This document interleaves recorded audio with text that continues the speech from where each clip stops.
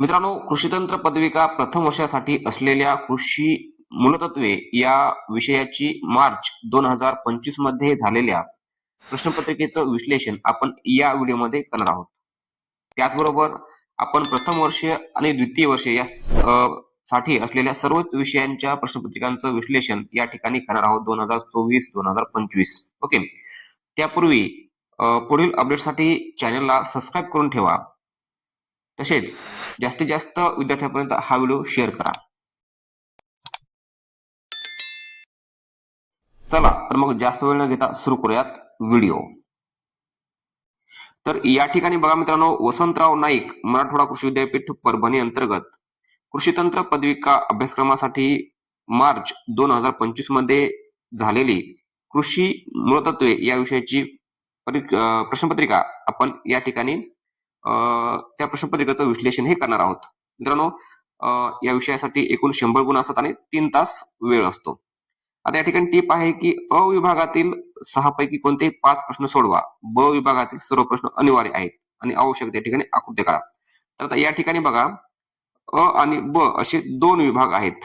तर या ठिकाणी बघा, आता जो अ विभाग आहे, तर अ विभागामध्ये बघा एकूण 6 प्रश्न आहेत आणि या 6 पैकी तुम्हाला कोणतेही 5 प्रश्न सोडवायचे आहेत.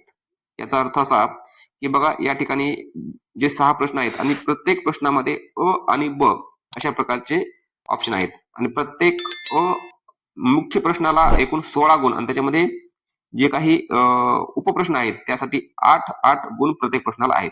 याचा अर्थ तुम्हाला हे जे 6 प्रश्न आहेत, या 6 पैकी तुम्ही कोणतेही 5 सोडू शकता.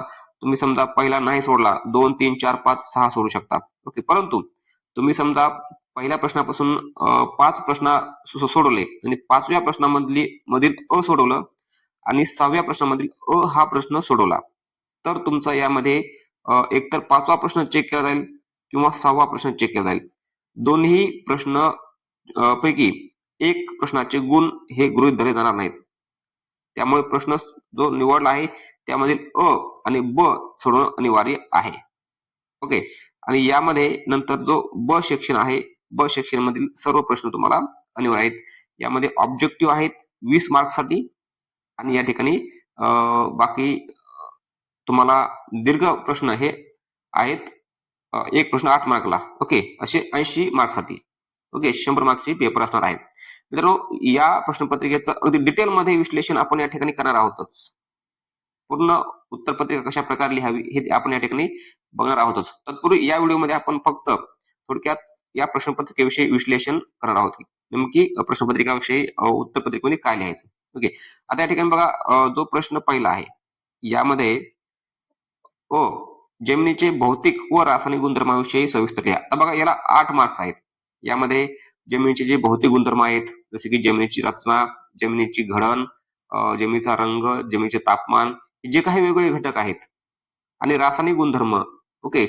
जमिनीची आयन विनिमय क्षमता, त्याचबरोबर आघात प्रतिबंधक क्षमता. ओके. हे जे काही वेगवेगळे घटक आहेत यामध्ये भौतिक गुणधर्म तुम्हाला 4 मार्क्स असतील आणि रासायनिक गुणधर्म 4 मार्क्स असतील. अशा प्रकारे तुम्हाला उत्तर लिहायचं आहे. दोन्ही भौतिक गुणधर्म लिहायचे आहेत आणि रासायनिक गुणधर्म लिहायचे आहेत. तर उत्तर लिहिताना कमीत कमी 8 मार्क्ससाठी तुम्हाला 1.5 पेज एवढं उत्तर लिहायचं आहे आणि 16 मार्क्ससाठी तुम्हाला 3 पेज तुमचं उत्तर आलं पाहिजे. अशा प्रकारे उत्तर तुम्हाला लिहायचे आहे. ओके.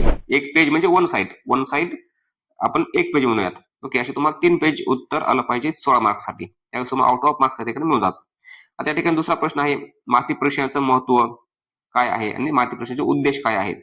ओके. याविषयी तुम्हाला सविस्तर त्या ठिकाणी लिहायचं आहे.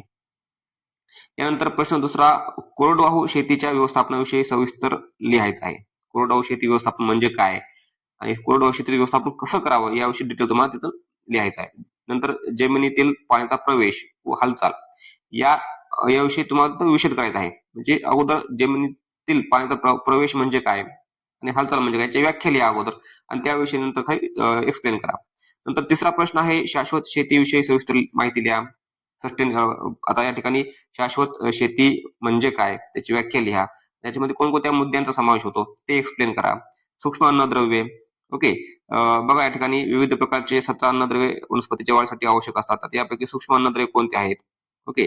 बघा कार्बन, हायड्रोजन, ऑक्सिजन, नत्र, स्फुरद, पॉलाश, कॅल्शियम, मॅग्नेशियम, सल्फर सोडता बाकी जे काय आहेत यामध्ये आयर्न आहे, तुमचं मॅंगनीज आहे, झिंक आहे, मॉलिब्डेनम आहे, निकेल आहे, क्लोरीन आहे. ओके, हे जे काही 8 अन्नद्रव्य आहेत त्यांच्याविषयी 2-2 ओळीमध्ये तुम्ही इथं नमूद करणं गरजेचं आहे. ओके, आता यानंतर प्रश्न चौथा आहे याच्यामध्ये बघा पीक संवर्धन म्हणजे काय आणि पिकांची हंगामानुसार वर्गीकरण.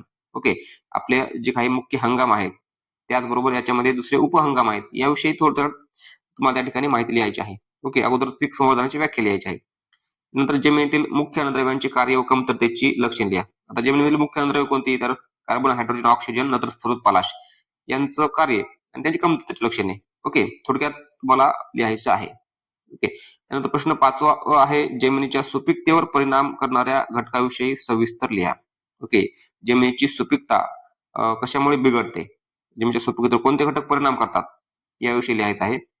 नंतर पिकास खत देण्याच्या पद्धतीविषयी सविस्तर लिहा. जे काही पिकास खत देण्याच्या विविध पद्धती आहेत. ओके, आपण ब्रॉडकास्टिंग करतो म्हणजे डायरेक्ट जमिनीमध्ये फेकून खत देतो. ओके, पेरणी करतो, नांगराच्या मागे टाकतो. ओके, अशा वेगवेगळ्या ज्या काही पद्धती आहेत त्या पद्धती तुम्हाला या ठिकाणी नमूद करायच्या आहेत, त्याविषयी सविस्तर लिहायचं आहे जेणेकरून तुम्हाला 8 मार्क्स मिळतील. ओके, त्यानंतर शेतजमीन कसण्याच्या प्रश्न 6वा आहे शेतजमीन कसण्याच्या पद्धती सांगून सामुदायिक शेती पद्धतीविषयी सविस्तर लिहा. शेतजमीन कसण्याच्या ज्या काही विविध पद्धती आहेत त्या इथे नमूद करा आणि सामुदायिक शेती पद्धतीविषयी सविस्तर माहिती लिहायची आहे. बाकी इनलिस्ट करा आणि त्याची सविस्तर माहिती लिहा. करार ब आहे करार शेतीच्या कार्यपद्धती व करार शेतीचे फायदे सविस्तर लिहा. करार शेतीची कार्यपद्धती काय आहे आणि त्याचे फायदे काय आहेत याला एकूण तुम्हाला 8 मार्क्स या ठिकाणी आहेत. अशा प्रकारे तुम्हाला अ विभाग हा सोडवायचा आहे. ओके, तर बघा मित्रांनो व्हिडिओ अतिशय महत्वपूर्ण आहे त्यामुळे व्हिडिओ शेवटपर्यंत बघा आणि व्हिडिओ तुमच्यासाठी खूप महत्वपूर्ण असल्यामुळे एक व्हिडिओला लाईक नक्की करा. ओके, तर बघा आता ब विभाग आहे. ब विभाग मध्ये प्रश्न 7वा आहे. या ठिकाणी तुम्हाला 1 किंवा 2 वाक्यात उत्तरे लिहायची आहेत. ओके, आता या ठिकाणी बघा 7 प्रश्न आहेत. 7ला 7 प्रश्न तुम्हाला सोडवायचे आहेत. यामध्ये बघा पिकासाठी दुय्यम अन्नद्रव्य कोणती, जमिनीची घनता म्हणजे काय, कमीत कमी मशागत म्हणजे काय, जमिनीची विद्युत वाहकता कोणत्या एककात मोजतात, पिकांची फेरपालट म्हणजे काय, युरियामध्ये नत्राचे प्रमाण किती टक्के असते, बाष्पीभवन म्हणजे काय. आता याची तर हे जे काही उत्तरे आहेत हे उत्तरे देखील आपण स्पेशल व्हिडिओ या ठिकाणी बनवत आहोत जे की ऑब्जेक्टिव्ह आहेत. प्रत्येक विषयाच्या ऑब्जेक्टिव्हचा प्रत्येक स्पेशल व्हिडिओ आपण या ठिकाणी नंतर बनवणार आहोत. तत्पूर्वी नेमकं प्रश्नपत्रिकेचे स्वरूप काय आहे ते आपण या ठिकाणी समजून घेणार आहोत. ओके, आता बघा पुढचा जो घटक आहे तो आहे चुकी बरोबर ते लिहा. म्हणजे जर विधान चूक असेल तर तुम्हाला ते परत विधान बरोबर करून लिहायचं आहे. ओके, तर बघा आता या ठिकाणी एकूण 7 विधाने दिलेली आहेत.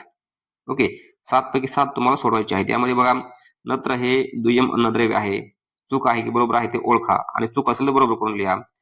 हलक्या जमिनी मशागतीसाठी कठीण असतात. महाराष्ट्रातील जमिनीत पालाश अल्प प्रमाणात आढळते. समतल मशागतीमुळे जमिनीची धूप कमी होण्यास मदत होते. कांदा व केळी ही जिरायती पिके आहेत. 7 पेक्षा कमी सामू असलेल्या जमिनी आम्लधर्मी असतात. लाल जमिनीमध्ये सर्वच अन्नद्रव्य मुबलक प्रमाणात असतात. अशा प्रकारे आहे. ओके, आता नंतर 6 व्याख्या आहेत तुम्हाला. यामध्ये कृषी हवामानशास्त्र म्हणजे काय, आणेवारी म्हणजे काय, जमिनीची धूप, मिश्र खते, एकेरी खते, कृषीशास्त्र. अशा प्रकारे या व्याख्या तुम्हाला जेवढी असेल त्याची व्याख्या 1 ओळ असेल, 2 ओळ असेल, 3 ओळ असेल तेवढी व्याख्या तुम्हाला त्या ठिकाणी लिहायची आहे. आणि अशा प्रकारे तुम्हाला हा पेपर सोडवायचा आहे. मित्रांनो निश्चितच व्हिडिओ खूप महत्वपूर्ण होता. व्हिडिओला एक लाईक करा, जास्तीत जास्त आपल्या विद्यार्थी मित्रांपर्यंत हा व्हिडिओ शेअर करा आणि पुढील अपडेटसाठी चॅनलला सबस्क्राईब करा. तसेच शेतीविषयक अपडेटसाठी देखील आपण आपल्या या चॅनलवर अपलोड करत असतो. त्यासाठी जास्तीत जास्त जणांपर्यंत हा व्हिडिओ शेअर करा. धन्यवाद.